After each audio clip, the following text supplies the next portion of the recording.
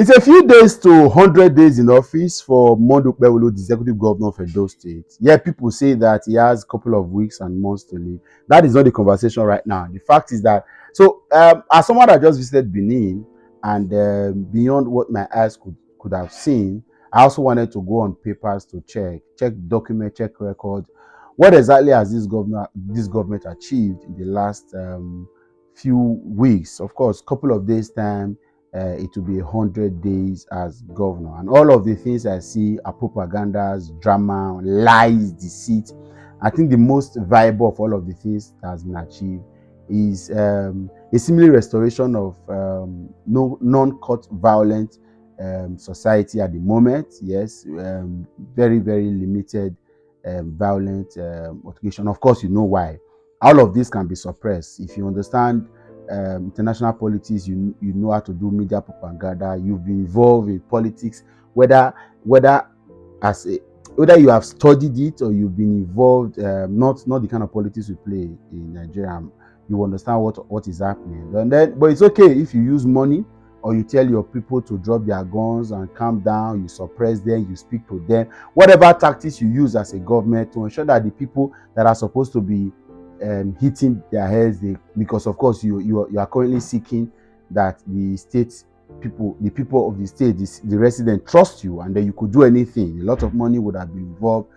People say that some of these guys also worked with the party in the last Guba election, so it's okay to tell them to sheath your sword for now, until there is a substantial permission to run in the state, and then any of these things may not be able to. But that is not the point. Well, I'm worried that all of this, in all of this, the past few days, all of the noise that the ill-prepared,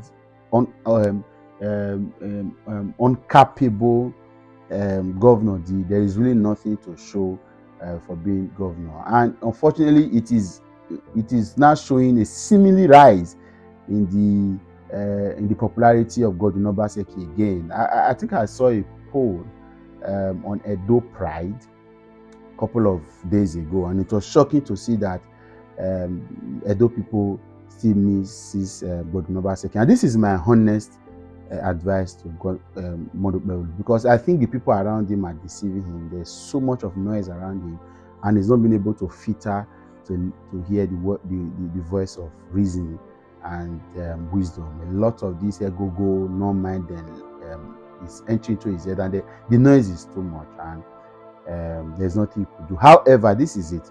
I think he should silence the noise and focus on the people, because last couple of days we heard that the governor, the asset verification committee came out with a report, and it's looking like that will be one of the achievements of the 100 days in office, when he's going to say that his government found out that several billions of naira would have been.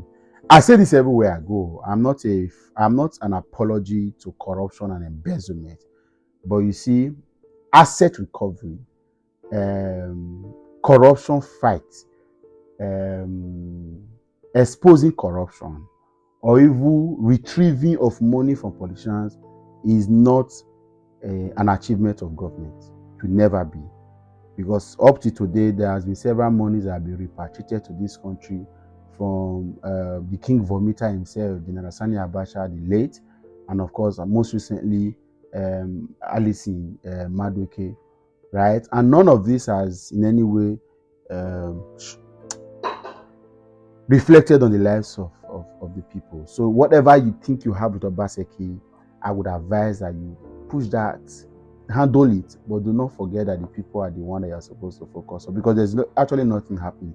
And all that report came out days before you mark your 100 days in office, and I hope you understand clearly that it is not enough. The people that even were against Obaseki at some point, they're going to begin to miss Obaseki, because obviously you are not capable, you are not ready enough to lead in the state. And it's unfortunate that the powers that be at the time allowed an ill-prepared man like you, who is not even qualified to be a local government chairman, to get into office. And that's why you are fighting local government council, because for you, that is where you're supposed to be. Unfortunately, you found yourself in government house, and you are confused at the moment, of course. So unfortunately, we are where we are at the moment, and I do hope you understand that you have very few. And then The people that even looked at you twice, now maybe because of hatred or Obaseki or dislike for a few of his policies and programs, are beginning to wonder how they even saw it, because of course you weren't a choice. They were very, apart from the people in your party and the people in Oshomole's local government or constituency, people, your village people, your tribal people, there are not very many persons that would see you and chose you to be governor, right? Anybody that even did was because they didn't like Obaseki's face and they want to. But of course, it's getting clearer now that Obaseki did his best, and his era has ended. You were supposed to have handled government from there, but you seem to be more confused. And for a state like Edo, there is really no space for experiment. We've moved past this era. Governors have gone, and I appreciate what every other government has put in place, apart from Lucky Grenadians government that was abstract and irrelevant, right? Sorry, but yes, Adon Shomole, good work. Obaseki again, took it to another level. So we expected governance to have moved to another level, but of course, you don't have the capacity to handle it from that level. You took it back, and even though you are trying to imitate Adam Soshomole, you don't even have the capacity to function in that on that trajectory or in that space or atmosphere. So I'm worried, and then it's unfortunate that our state has been betrothed with all of this drama. It's disappointing. You don't look like somebody that is serious, and then I hope you realize at some point that you need to focus on governance and not all of this drama. Whether you suspend this or suspend that, you sack this. Till today, your cabinet is not formed. A few things have not been done. There's still a seemingly lack of focus and vision of this government. I don't know how long it's going to last, but you have a chance, because in the near, you are still a young person. In the nearest future, you may want to contest other offices, and then, but what you are doing in the last couple of weeks is enough to show that they should not allow you to close to political power at all, because you don't have it. Happy 100 days in office for doing nothing. Goodbye.